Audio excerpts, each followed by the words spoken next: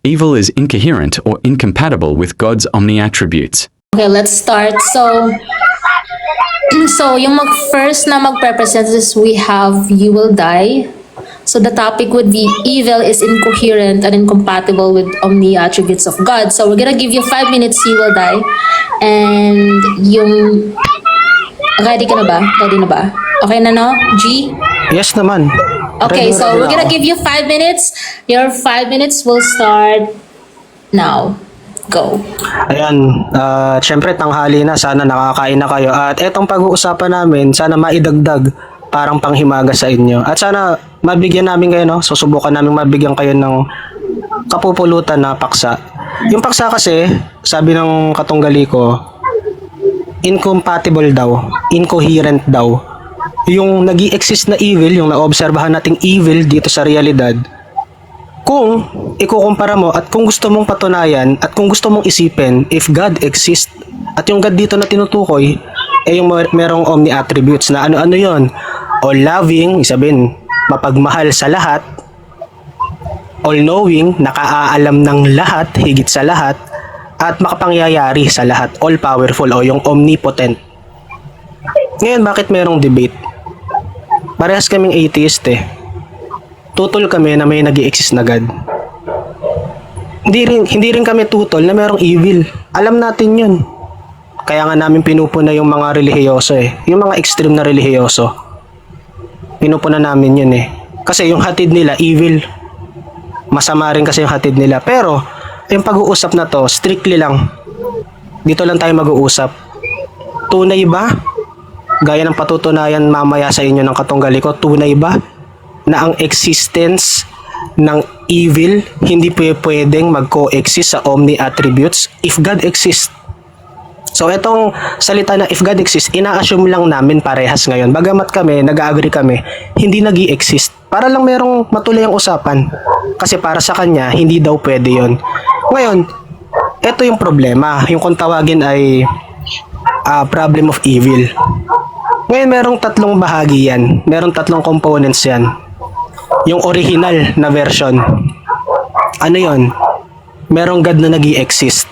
Pangalawa, yung God na nag-i-exist na yan ay all-loving, all-powerful, at omniscient. O yung nakakaalam sa lahat, higit sa lahat. At pangatlo, evil exists. Ayun ang sinasabi ng logical problem of evil. Yung tatlo na yon, dun siya naglalaro sa tatlo na yon. Tanggalin mo ang isa doon, hindi kompleto ang problem of evil. Ang problema, and sana i-take note ito ng mga gusto talagang matuto sa topic na to. Merong hidden assumption yung problem of evil. Kaya para kay Ilo, isip niya, incompatible yan. Ano yung hidden assumption? Ito, babanggitin ko po sa inyo. Pakinggan po ninyo. If God exists, ano raw ang dapat gawin ni God? Hindi niya hahayaan na merong evil, kaya dapat niyang alisin ito. Lahat ng evil dapat niyang alisin. Ayan ang hidden assumption. Kaya ibig sabihin, doon sa original na problem of evil, tatlo lang eh. Merong God at yung God na yun, omni-attributed, at merong nag-i-exist na evil. Pero meron nang ipinasok pa, no? Yung hidden assumption.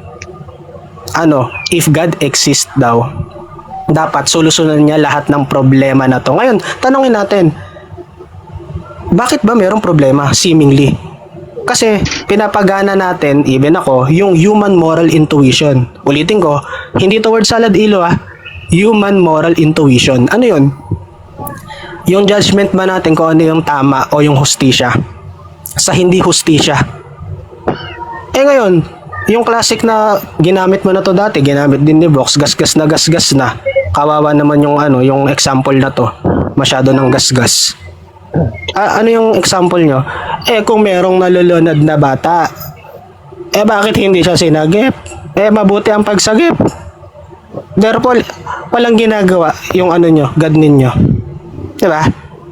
Ayun ang example niya gasgas na yan Ngayon, ang problem kasi dyan, ina-assume kasi ninyo na kaya nyong magbigay ngayon ng judgment, isang final at reliable judgment na ikaw Lord, kung nag-i-exist ka, At ikaw ay all-loving, all-knowing, at all-good. Kung ikaw talaga yan gaya ng pinapakilala mo at pagkilala sa'yo ng mga believers, wala kang wala kang morally sufficient reason, Lord, para i-allow mo yan. Ayan ang sabi netong mga to. Yung gumagamit ng gas-gas na na example. Lalaba ka ba? Ngayon, bakit tayo tutol? Kasi nga, kung isipin mo, gaya ng tanong ko, and I hope sana sagutin na to ni Ilo kasi malulungkot to pag hindi nasagot yung tanong na to. Meron ba talaga tayong epistemic access and cognitive capability? Tayong mga tao, kaya ba natin yun? Meron ba talaga tayong kakayahan? O tayo man lang ba may ganung kalikasan tayo magbigay ng judgment na final and reliable Alright, galing sa atin? time is up. Thank Okay. you. Thank you, You Will Die, for your latag-latag. Okay, so next is we have Professor Ilo for his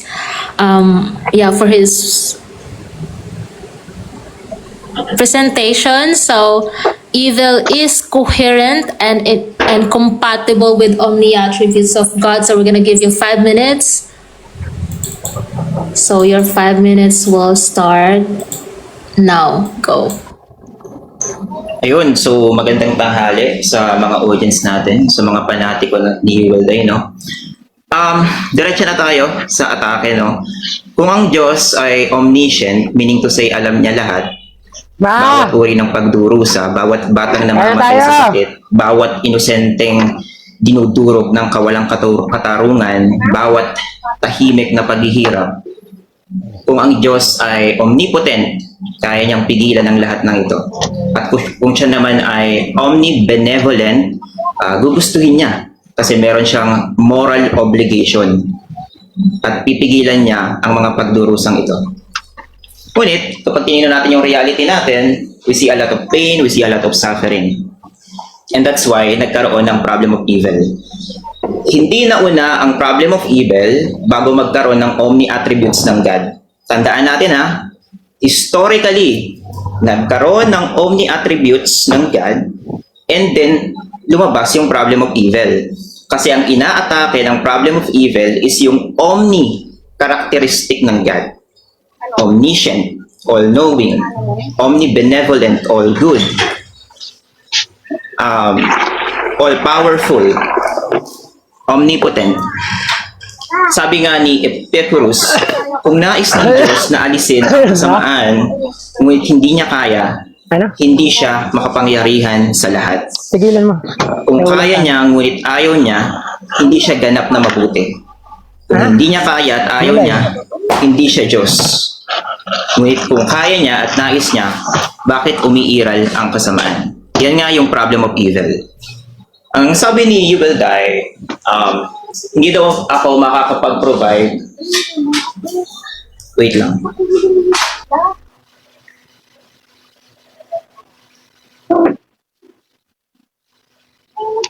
Okay, pause muna natin yung time. Open dialogue kami. Running time kami. Hello, Elon, dyan ka na ba? Wala hindi siya sumasagot Hehe. Baka busy pa, Diyos ko.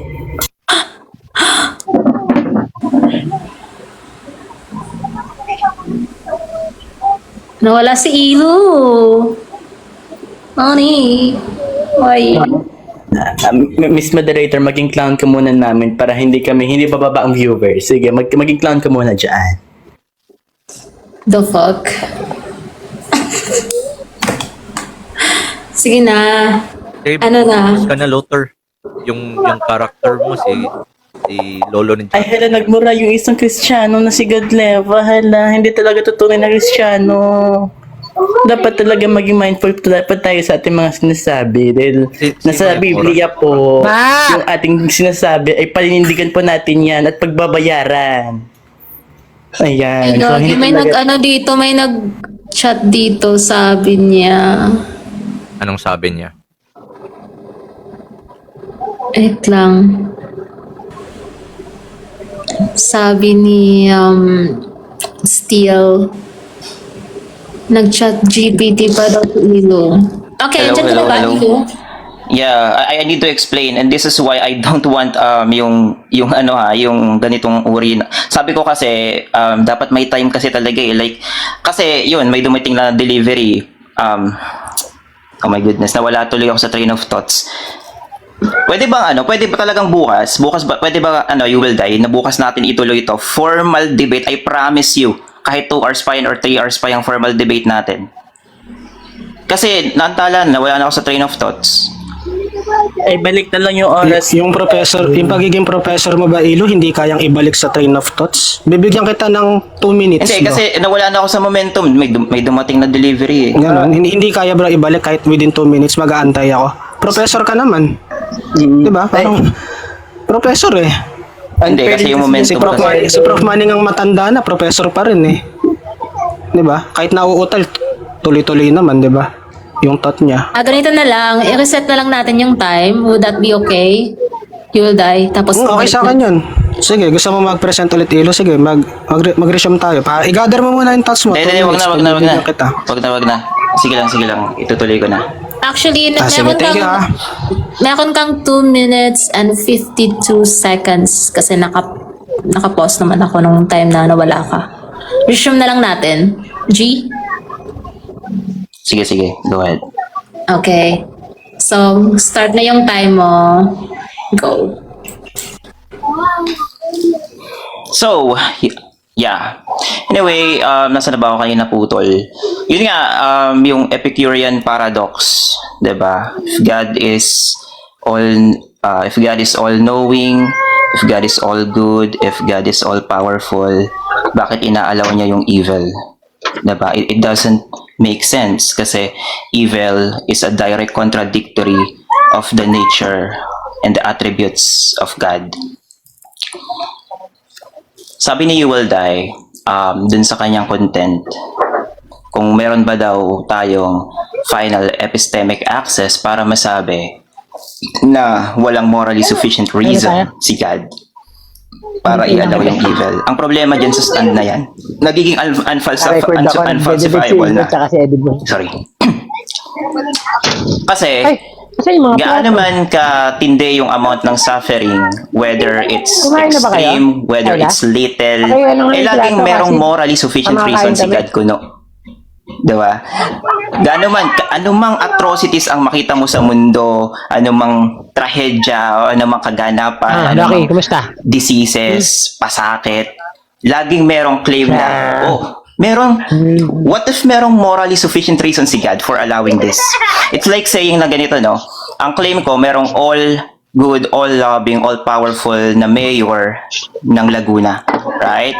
And syempre na-excite si You Will Die na pumunta sa Laguna kasi yun yung description ko sa mayor namin. Pero sa entrance nung Laguna, nakita niya na maraming mga rugby boys, maraming mga basura, maraming mga pulubi sa daan. And mapapaisip ka, 'di ba? Mapapaisip si You Will Die dun sa claim ko. Tama ba yung sinabi ni Professor Ilu na ganito yung mayor ng Laguna? All powerful, all good, all loving, lahat na ng all, 'di ba? So, i-apply natin yon sa mundo, sa sistema ng mundo where God is the mayor, tapos yung mundo, yun yung town. Nagme-make sense ba? 'Di ba? Hindi. So, ayun. Evil is really incompatible and incoherent given the omni attributes of God. Magme-make sense lang yung evil kung tatanggalin mo yung omni attributes ng God, kasi somehow madedefend mo na kung bakit may amount of suffering na nag-exist dito sa mundo. But if you still stick with the omni attributes, you can never explain kung bakit merong evil na nag-exist sa mundo. Again, explanation yung hinahanap natin dito, hindi tanong. Ayan. Good na ako. Right, time's up. Ilu, thank you so much sa pag-present ng arguments mo.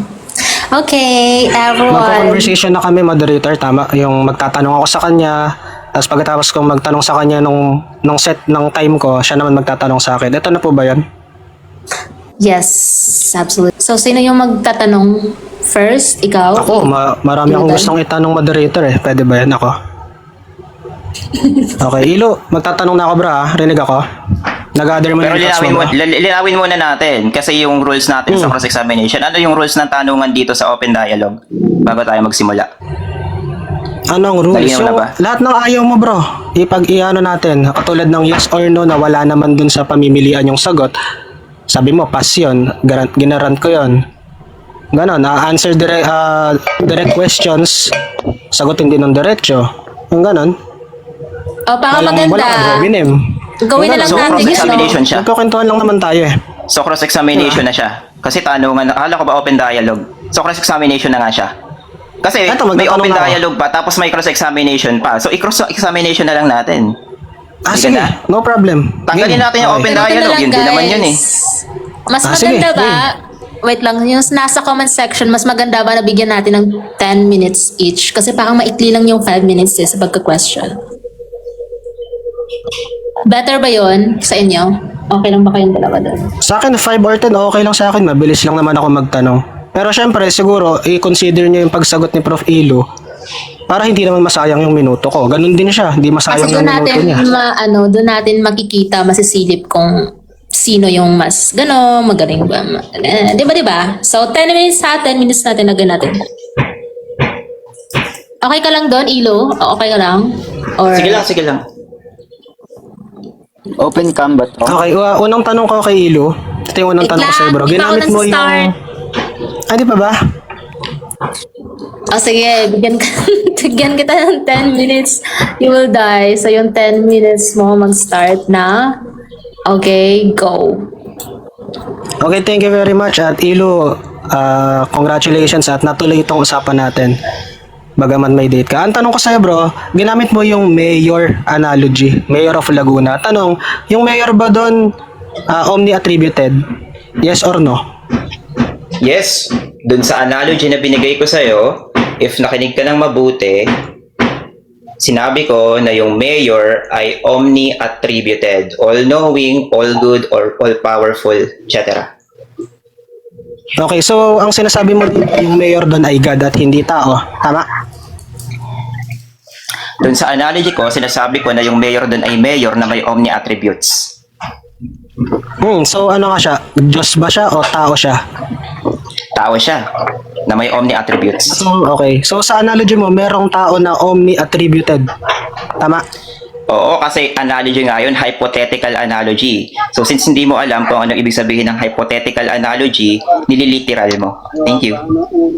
Okay. So ano talagang stand mo bilang atheist Ilo? Ang analogy mo ay merong hypothetical na tao na omni-attributed, tama? Ayun yung analogy mo, di ba? Tama. Ko-confirm ko lang, bro. Ano yun? Sorry, pakiulit ang question. Kino-confirm ko lang kung yung omni-attributed na mayor ay tao sa analogy mo. Yes, tao siya. Mayor siya na may omni-attributes. Wala naman akong claim yun, agad siya eh. Ikaw lang naman yung nag-assume eh, in the first place. Okay. Okay. Sunod na tanong ko sa'yo, bro. Ginamit mo yung Epicurean paradox. Ito yung tanong ko sa'yo. Tungkol kanino yung Epicurean paradox? Tungkol kanino? Tungkol sa God na merong omni-attributes. Hindi lang tungkol sa God ha. Tungkol sa God na merong OMNI attributes. Huwag mong kalimutan yung omni-attributes para magets mo. Okay, tanong ko sa'yo, nung panahon ni Epicurus, nung ginawa niya yan, nung naisip niya, finormulate niya yan, sino yung omni-attributed God sa polytheism? Sino? Anong pangalan ng God na yan? Walang specific na Amen. name or identifier kung sino yung God na yon. Pero ang paniniwala ng mga tao nung time na yon sa classical theism is that yung God is meron siyang omni-attributes and that's why ito yung nag-give rise sa problem of evil. Amen. Okay, next question. Sabi mo, sa classical theism, tanong, meron na bang classical God nung panahon ng polytheism ni Epicurus? Meron na? Classical God, meron na? Yes or no? Yes, meron na. Pag sinabi mong classic, ancient, yun yung ibig sabihin ng classical, ancient. So yung polytheism nag-exist na siya ng ancient times. So meron na definitely na God na may omni attributes. Okay, so malinaw yung Epicurean paradox hindi tumutukoy sa version ng Kristiyano na God. Hindi sa kanya tumutukoy yun. Tama? Tumutukoy din kasi claim ng mga Christian yung God nila is omni attributes. Hanggang nga ngayon may nagki-claim pa rin na yung God is omni attributes. Okay, next question. Sabi mo tumutukoy yung Epicurean paradox noong panahon ng polytheism sa Christian God. Tanong, naisama ba yung pangalan ni Yahweh o Jehovah sa Epicurean paradox nung panahon nila, nung polytheist? Meron na bang Yahweh noon? Meron o wala? Meron ng Yahweh noon, I would say. Meron ng concept ng Yahweh noon, though hindi siguro na-identify, pero meron ng concept ng Yahweh noon. Okay, para malinaw lang Ilo, ang sinasabi mo dito, ginawa itong Epicurean paradox noong panahon ng mga polytheist, panahong Gresya, Antigong Gresya, Ancient Greece, patungkol kay Yahweh. Tama? Kasama si Yahweh, patungkol sa kanya. Kasama yung mga kasama. Definitely, kasama lahat ng mga gods na merong omni attributes. Okay, balik tayo dito sa topic na binanggit mo yung moral obligation. Sabi mo, merong moral obligation si God. Tanong, yung moral obligation ba na binabanggit mo, saan nanggaling? Sa human moral intuition o sa divine reason? Sa divine nature ni God. Sa divine nature ni God. Kasi si God ay all good, all loving. If you're an all good, all loving God, then meron kang moral obligation to help. And at the same time, all-powerful si God. So dapat nakikita natin yung reflection niya sa reality natin, which is wala. Walang ganun. Okay, next question, Ilo. Ganda ng sagot mo, bro, no? Kino-congratulate ko yung sarili Yes, ko. magaling talaga ako. Thank you. Ang tanong ganito. Sabi mo, merong moral obligation si God, no? Sa lahat ng mga nangyayaring evil na to, kung talagang siya ay all-loving, meron siyang omni-attribute. Ang tanong ko sa iyo, bro, ang ibig mo bang sabihin, meron talagang epistemic access ang tao to judge God? Para tayo gumawa ng value judgment kay God. Meron ang tao nun. Ayun. Meron tayong epistemic access, and yung epistemic access na yon is through reason and through philosophy. So, dinescribe yung God having omni attributes, and dahil sa description ng omni attributes, dun tayo nag-base kung incoherent ba or incompatible yung existence ng evil in connection with the omni attributes. Next question. Okay, thank you, Ilo. Sabi mo, doon pa rin tayo sa moral obligation. Pag sinabi bang moral obligation, subjected ka sa obligation mo o sa duty mo? Yes or no? Definitely. Subjected ka. Kasi yung nature ni God, all good, all loving siya. So, necessary dapat na meron siyang moral obligation. Kasi nga, all good, all loving. Hindi half loving, hindi yan parang andox na half, diba? All good, all loving siya. Yan. Okay, next question, Ilo. Bilang ang pinag-uusapan natin ay classical God, kanino siya merong obligation kung siya nga ang greatest conceivable being? Kanino siya magkakaroon ng obligation? A, sa sarili niya? O B, sa tao? Sa creation niya, na nilikha niya, kasi omni attributes siya. Next question. Okay, sabi mo, ang moral obligation ni God ay sa creation niya na nilikha niya. So tanong, sino ang mas dakila? Yung nilikha o yung lumikha? Categorical. Mas dakila si God. Pero dahil sa attributes ni God, wait lang, sumisingit. Pero dahil sa omni attributes ni God, meron siyang moral obligation. Meron siyang inherent fuel to help, to save. Ganon. Okay, Di ko next alam. question, bro. Bilang final authority at bilang final standard sa classical theism, no? Classical theism tayo. Ng lahat ng mga bagay, si God na classical God. Sabi mo, si God na na greatest conceivable being, meron siyang moral obligation. Tanong, na-defeat ba ang purpose ng pagiging greatest conceivable being niya kung siya ay merong obligation? Yes or no? Yes, definitely. Kasi nag-exist yung evil. So, it's contradiction by definition. Okay, so sabi mo na contradict. So, ibig sabihin, tanggap mo, kung ilalapat mo yung moral obligation, hindi yung classical God ang ina-address mo. Sabi mo, merong contradiction eh. So, tuwing ginagamit mo, ini-impose mo, ini-invoke mo yung moral obligation, hindi classical God ang tinutukoy mo kasi siya na nga ang final eh. Wala na nga mas greater sa kanya eh. Tama? Hindi siya tinutukoy ng moral obligation, yung classical God, hindi. Ang tinutukoy natin sa moral obligation is yung classical God. Ang sabi ko, mayroong contradiction dahil sa existence ng evil. Dahil nga nagko-kontradikto sa kanyang omni-attributes. Okay, I think mga huling tanong ko na lang to.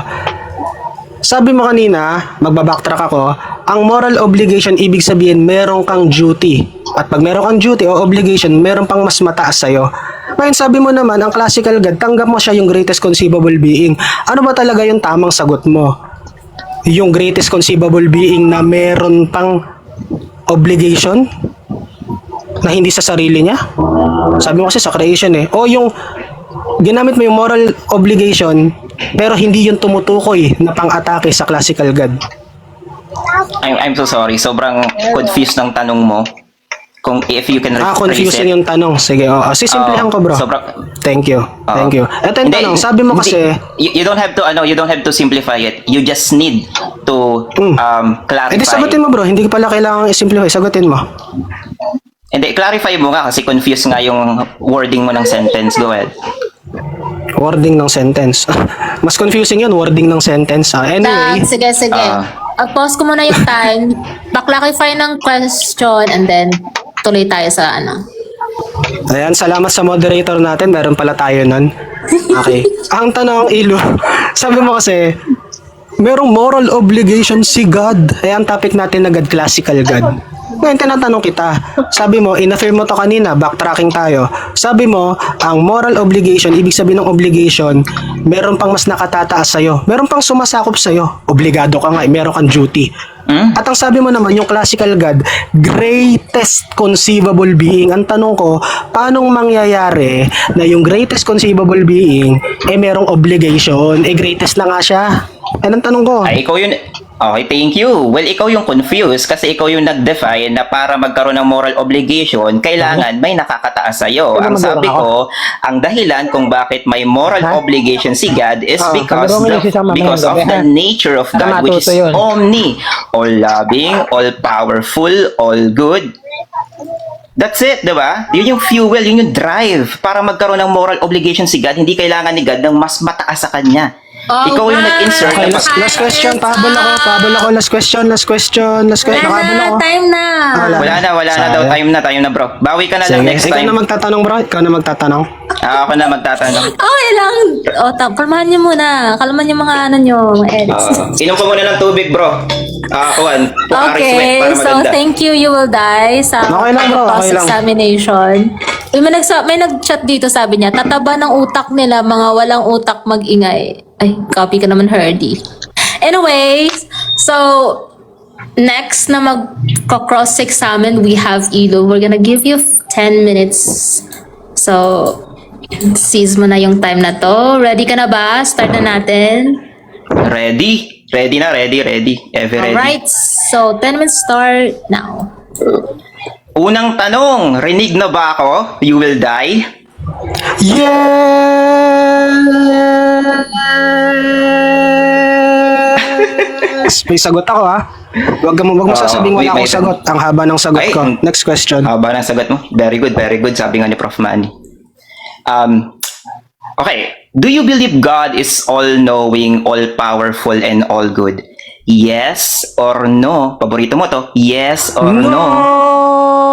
Kasi atheist ako bro. Pero, merong nuance dahil tayo nasa discussion at ini-engage natin yung logical problem of evil mo, binibigyan natin yan ng ng allowance na yes, pag-usapan natin kahit hindi ako naniniwala. At katulad mo rin, atheist ka. Kaya parehas tayo bro eh. Hindi tayo naniniwala dyan. We don't believe in God. Next question. Do you believe, not do you believe, Sinasabi mo ba na agree ka ba na yung classical theism describe God having attributes such as all-knowing, all-powerful, and all-good? Yes or no? At sagot, oo naman, na kung i-English ko, yes, of course. Ulitin ko, baliktarin ko, yes, of course, oo naman. Next question. Okay, thank you. Okay. Does God know every instance of suffering before it happens? Yes or no? Yes, alam niya yun. Kaya nga siya all-knowing eh. At lahat ng possible na mangyayari, alam niya yun kasi nga, parte yun ng kanyang nature. Ngayon, kung itatanong mo naman, bakit hindi niya pinigilan? Hinahaluan mo na yun ng kaalaman mo bilang tao ka. Finite ka lang, bro. Yung pinag-usapan natin, infinite, transcendental. Next question. Alright. Does God have the power to prevent any instance of suffering? Yes or no? Oo naman, bro. Ang kaso lang, kung bakit hindi niya ginagawa sa ilang mga instansya, siya nakakaalam nun. Hindi mo alam, hindi ko alam. Kasi pares tayong atheist eh. Wala tayong epistemic access gaya ng pagpapalusot mo kanina. Meron true reason, edi circular ka. Epistemic access nga, true reason. Circular yung sagot mo eh. Okay. Tandaan nyo yung sagot niya, puro yes yan hindi siya nag-no dyan Eto, does a perfectly good being always want to prevent unnecessary suffering? Yes or no? Bilang tao, yes. Ayun ang sagot ko, bilang tao. Kasi merong moral human intuition. At yun, limitado lang yun. Lahat ng biases ko kung ano yun, tama, mabuti, masama. Limitado lang ng pagiging tao ko. Ewan ko sa'yo, ba't tumututol ka? Tao ka naman. Tapos wala ka namang access doon sa morally sufficient reason niya. Ewan ko ba't tumututol ka? Para bang umaasta ka? Hindi, meron akong epistemic access. Tao ka nga lang. Kung meron kang access doon, omniscient ka na. Next question. Okay, palitan natin yung question kasi tao yung sagot mo. Eto, does a perfectly good God na to always want to prevent unnecessary suffering? A perfectly good God. Yes or no? Yes, oo naman. Kasi ako tinatanong mo, tao ako eh. Base nga sa moral human intuition ko, dapat nga may ginagawa siya. Dapat talaga eh, kasi hindi ko mapigilan at hindi ko maisip ang isang realidad na merong all-loving God tapos wala siyang ginagawa. Bilang tao, yes, oo. Human moral intuition yung sumasagot sa'yo. Kaso ayokong i-strawman yung position nila kasi hindi ko ugali yun, bro. Ayoko kayong gayahin. Ang dami nyo nang yung i-strawman eh. Gagayahin ko pa kayo. Pangit naman. Okay. Overcrowded na tayo dyan. Next question. Okay, perfect. So sinabi mo, lahat yes, di ba? Sabi ko, does God know every instant of suffering? Sabi mo, yes. Does God have the power to prevent any instant of suffering? Sabi mo, yes. Does a perfectly good God always want to prevent unnecessary suffering? Sabi mo, yes. Now, ang question ko, bakit merong unnecessary suffering na nag-e-exist sa mundo given the omni attributes of God? And sinagot mo, yes, lahat doon. Sagot, hindi ko alam kung bakit merong unnecessary evil sa category Amen. na hindi ko alam. Kasi, tao ako, Amen. bro. Tao ako. No? Again, ang sumasagot sa'yo ay human moral intuition. Hindi ko alam, pero ito ang punto. Hindi dahil hindi natin alam, tayong mga tao, hindi natin alam, wala nang morally sufficient reason. Hindi ganon. Iba yung hindi natin alam sa wala talagang reason. Tandaan mo, ang tinatanong mo, tao. Ang maganda niyan, ang tanongin mo si God eh. Para masagot ka, mahustuhan ka. Tao kasi yung tinatanong ko, sagot ko. Okay, perfect. Next question. Kiniklaim mo ba na merong morally sufficient reason si God for allowing evil? Yes, partially. Meron. Kasi, bakit partially? Kasi yung mga kagaya mo, na hindi naman kita tinatanong sa post, yung tinatanong ko nga, tamemin eh. Ano ba nangyari doon? Kasi kayo, kiniklaim nyo, yung sinasabi nyo, wala siyang morally sufficient reason, but then, you cannot demonstrate yung claim nyo na yan, na meron. Di ba kaya eh. Kaya Ilang minutes na lang, God Leva? Ilang minutes na lang? We have 4 minutes. Yeah, Oh, left. 4 minutes pa yung mag-suffer ka bro ng 4 minutes pa. So, eto yung tanong ko sa'yo, no? Sa kiniklaim mo, sabi mo, partially, merong morally sufficient reason si God for allowing evil. Can you give me, given the omni-attributes of God, given the omni-attributes of God, can you give me that partial, morally sufficient reason for why God allow evil? Madali. Kasasabi lang nito kahapon eh. Ito yung topic namin bro. Di ka kasi nagsasasama sa amin eh. Para natin ma-appreciate yung good and evil. Yung seemingly opposites na yan. Hindi contradiction Seemingly opposites. Good and bad. Suffering and longevity. Yung mga bagay na yan. Hindi mo ma-appreciate ang kahit isa dyan kung nasa extremes ka. Kaya ang sagot ko partially. Kasi again, hindi ako omniscient. Kaya ang sagot ko partially. And that is a case and the point na ako ay honest. Kumpara sa, ayoko namang sabihin hindi ka honest bro. Nakakahiya naman sa live mo. Marirecord, hindi ka honest. Ayoko sabihin yun eh. Diba? Next question. Sabi mo para ma-appreciate ang evil. Yes or no? Para ma-appreciate yung good life. I appreciate mo yung evil. Ano yun? Tiis na ako nun pag gaganon ang reasoning ko. Hindi ganon. Yung theodicy, hindi ko sagot yun bro. Ang sagot ko dito, yung seemingly opposites ng realidad, yung aesthetic niyan, merong maganda, merong hindi, merong suffering, merong hindi suffering, merong maginhawa, merong kasaganaan, merong pagsasakit, paghihirap. Lahat ng yan, kung ang puro pipiliin mo lang, extreme lang, agad, ang gusto ko lang, puro ginhawa lang. Boring life yun. Pag gusto mo naman, puro paghihirap lang, wala na. Paano ka magsasabi na, hindi, gusto ko naman din ng good. Wala nga ganun sa reality na yun. Extremes lang lahat. Kaya yung seemingly So, ito yung opposites, ayun yung sige, sagot ko. So basically sinasabi mo na yung omni attributes ni God is walang capability na magpa-appreciate ng good life without the existence of evil, tama ba?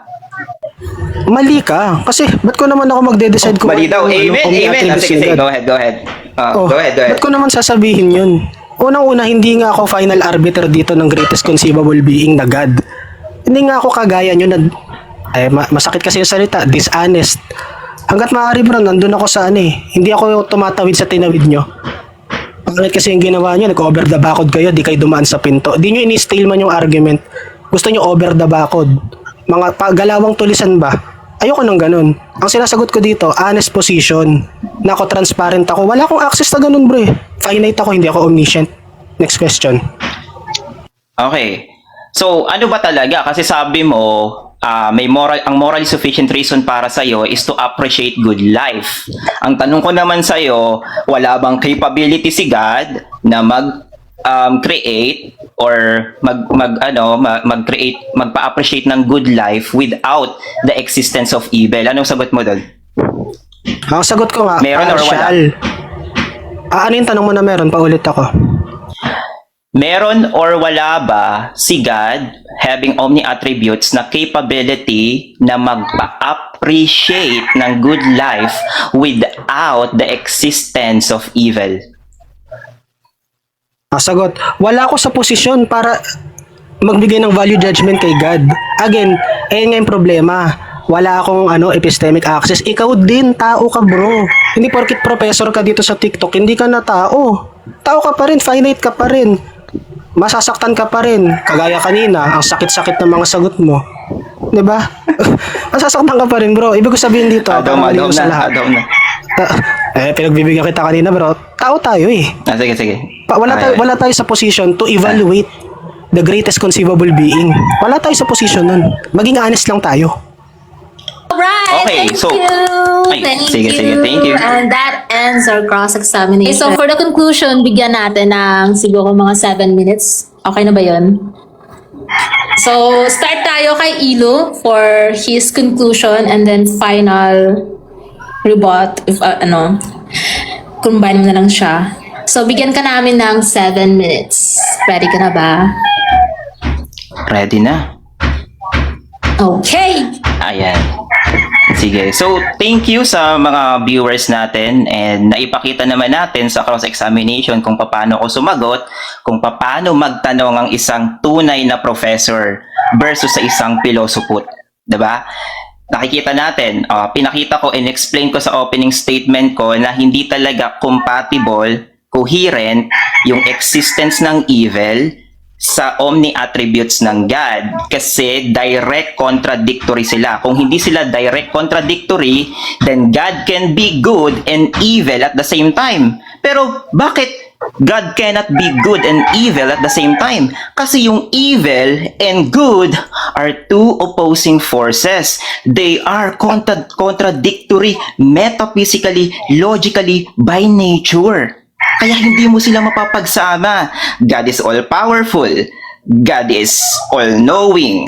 God is all-good, all-loving. Aba, tapos may suffering. Di ba ang sabi niya ni You Will Die, di ba? May morally sufficient reason, ano daw? To appreciate good life. Yun daw yung morally sufficient reason. Partially ha. Na all may partial. Paano niya nalaman na partial yon?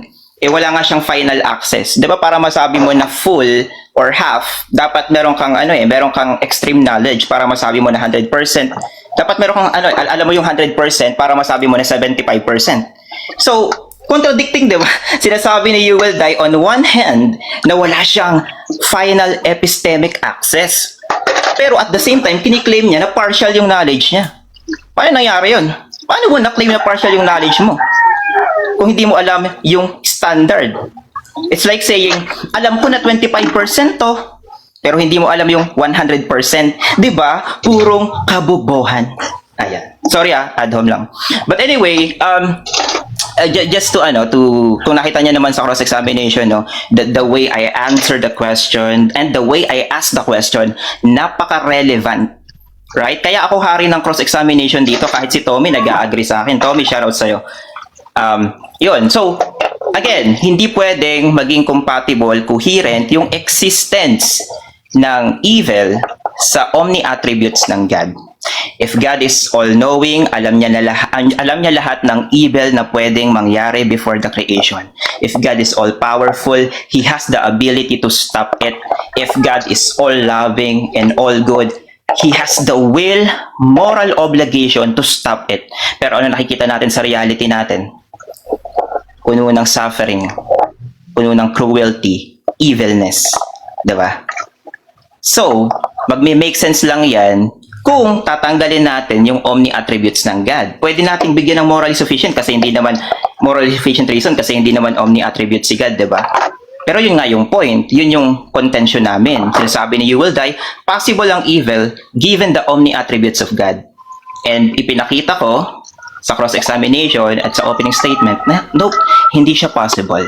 Evil cannot coexist with the omni-attributes of God. Kung may morally sufficient reason si God, saying na may morally sufficient reason si God, but partially lang, it's like saying na, oh, assumption ko lang to. Wala pinagkaiba siya sa assumption. Diba? Ayun, so yun na yung that's how I will close my my closing statement. Again, thank you sa moderator natin.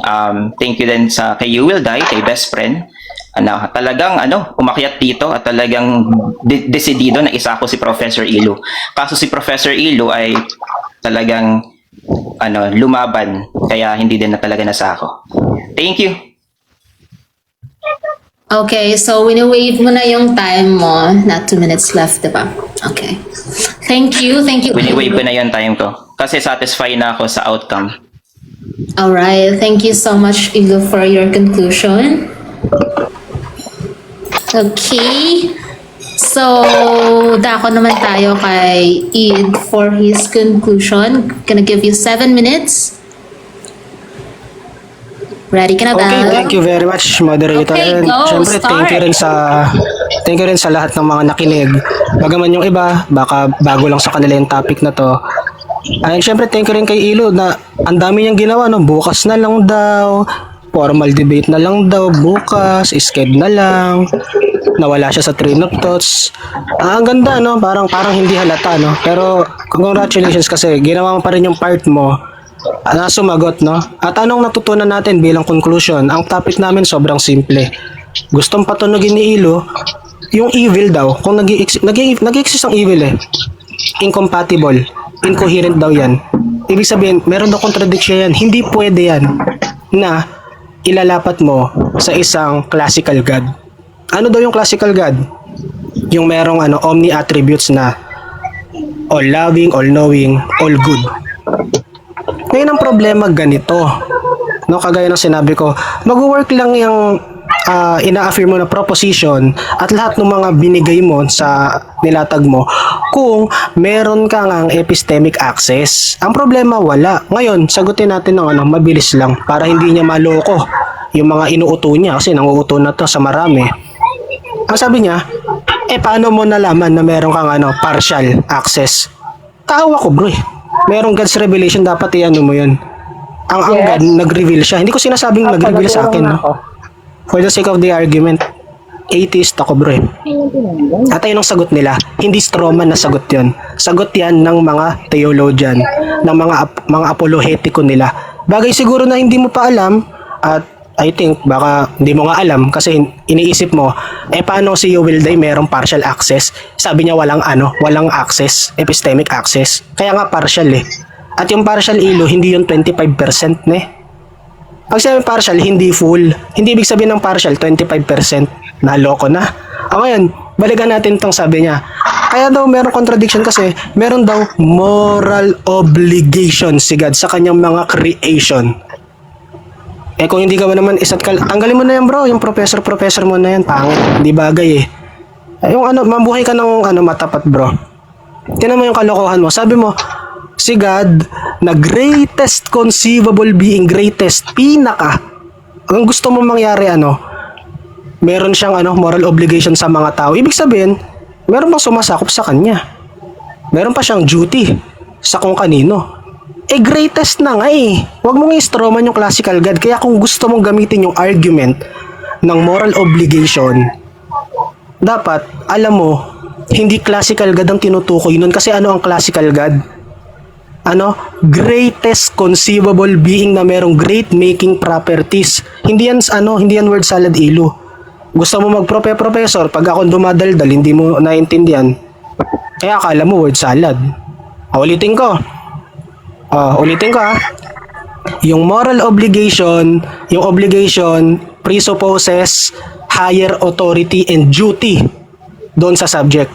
Hindi mo pwedeng ikapit yan sa classical God na topic natin. Hindi mo pwedeng ikapit yan kasi classical God is greatest conceivable being. Greatest.